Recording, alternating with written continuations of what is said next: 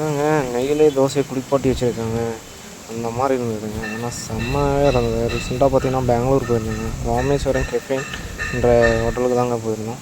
நானும் என்னோடய ஃப்ரெண்டும் நைட்டு ஒரு 10:30 பக்கம் போயிருந்தோம் அந்த டைம்லாமே. ஸோ அப்போவே பார்த்தீங்கன்னா ஷாப் ஓப்பனில் தான் இருந்துச்சு. அப்போ போய் கேட்கும்போது தான் பார்த்தீங்கன்னா நைட்டு ஒரு 1:00 வரையுமே பார்த்தீங்கன்னா ஷாப் ஓப்பனில் தாங்க இருக்கும் அப்படின்னு சொல்லியிருந்தாங்க. ஸோ தோசை மட்டும் மேக் பண்ணுற வீடியோ வந்து எடுத்துருந்தேங்க. ஸோ அந்த வீடியோ மட்டும் எப்படி இருக்குதுன்னு கொஞ்சம் பாருங்களேன். ஸோ பக்கம் வச்சு எடுத்திருந்தேன். ஸோ வீடியோ எடுக்கவே அலோவ் பண்ணியிருந்தார். ஸோ அதனால் பார்த்திங்கன்னா வீடியோ வந்து எடுத்திருந்தேன். ரொம்பவே ஹைஜீனிக்காக இருந்ததுங்க ஹோட்டல் வந்து பார்த்திங்கன்னா. ஸோ அந்தளவுக்கு நீட் அண்ட் க்ளீனாக வந்து வச்சுருந்தாங்க. ஸோ ஃபுல்லாகவே பார்த்திங்கன்னா செம்ம ஒரு க்ளீனாக வச்சுருக்காங்க. ஸோ செம்ம ஹைஜீனிக்குன்னு சொல்லலாம். பார்த்திங்கன்னா ஒரு 10க்கு பார்த்திங்கன்னா 10 கொடுக்கலாங்க. அந்தளவுக்கு வந்து ஹைஜீனிக்காக இருந்தது. தோசை மேக் பண்ணுறதுமே பார்த்திங்கன்னா ஹைஜீனிக்காக இருந்தது. அவருக்கு வந்து தமிழ் தெரியல. பட் வந்து பார்த்திங்கன்னா இப்போ தான் பாருங்கள் நம்ம எதிர்பார்த்தது வந்திருக்கு. கீழே பார்த்திங்கன்னா தோசை வந்து பார்த்திங்கன்னா குளிப்பாட்டுறாருங்க. எப்படி குளிப்பாட்டுறாருன்னு பாருங்கள். அந்தளவுக்கு அப்ளை பண்ணுறாருங்க. கீழே வந்து பார்த்திங்கன்னா தோசையை செம்மையாக அப்ளை பண்ணுறாருங்க. ஃபுல்லாக அப்ளை பண்ணுறாரு.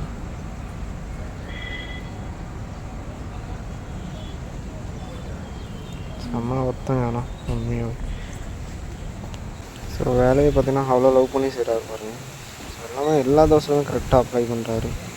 எந்த ஒரு தோசைக்குமே பார்த்திங்கன்னா பாரபட்சமே பார்க்காம பார்த்திங்கன்னா கீ வந்து நல்லாவே அப்ளை பண்ணிகிட்ருக்கேங்க. ஸோ இந்த ஒரு குவான்டிட்டி தான் பார்த்திங்கன்னா வச்சுக்கோங்க.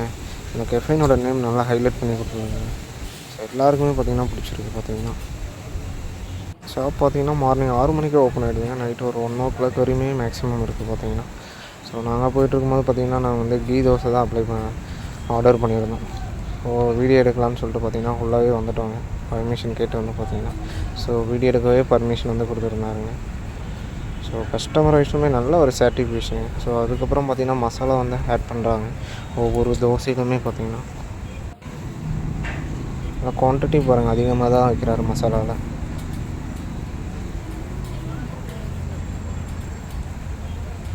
தோசை வந்து பார்த்திங்கன்னா அப்படியே லைட்டாக அட்ஜஸ்ட் பண்ணிடுறாரு.